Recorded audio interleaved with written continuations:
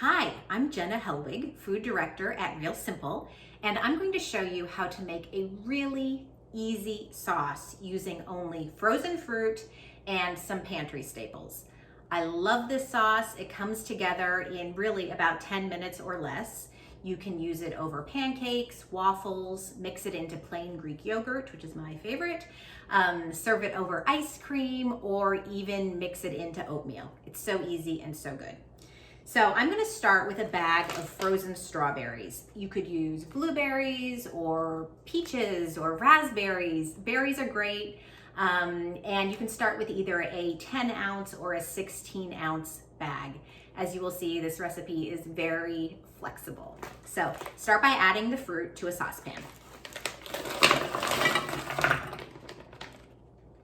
And then, so there's a lot of sweetness already in the fruit, right? But we want to just amp that up a little bit.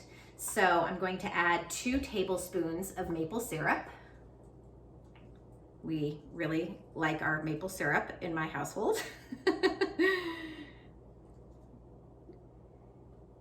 Great. And then we'll add just, a pinch of salt. A little bit of salt also helps bring out the sweetness. It seems counterintuitive, but it's true. So a little salt, and then just a dash of vanilla. I guess if I had to give you an exact measurement, I would say a half teaspoon or so of vanilla extract.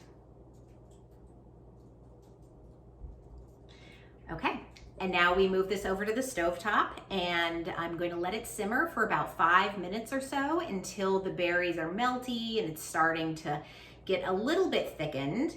And then I'm going to add some cornstarch. That's the only other ingredient that you need for this recipe. I'm gonna do this over medium-high heat. If the berries feel a little too big, I'm just gonna use a spoon to mash them down a little bit. Sometimes I'll have fresh berries in my fridge and I can tell that they're starting to go, but this sauce is a great way to extend them. So I'll use the frozen berries still and then add some fresh berries to it.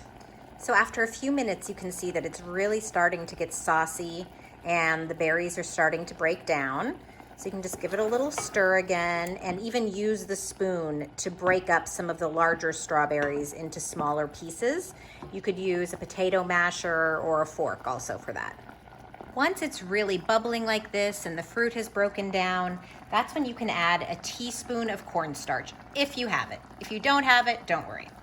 So I'm gonna add the cornstarch and then whisk it in. And I can use the whisk to break up the strawberries a little more too. So I'm gonna whisk here for about 30 seconds or so. And what the cornstarch will do is it will help the whole sauce thicken. You can see it's become a little glossier. It's not gonna get super thick, but just enough so it can coat a pancake or a waffle or sit very nicely on top of ice cream.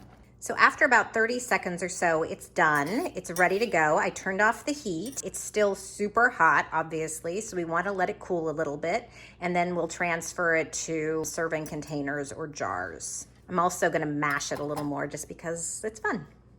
So after the sauce cooks, you can ladle it into jars or other storage containers. It will last in the fridge for about a week, or you could even freeze it for up to 3 months.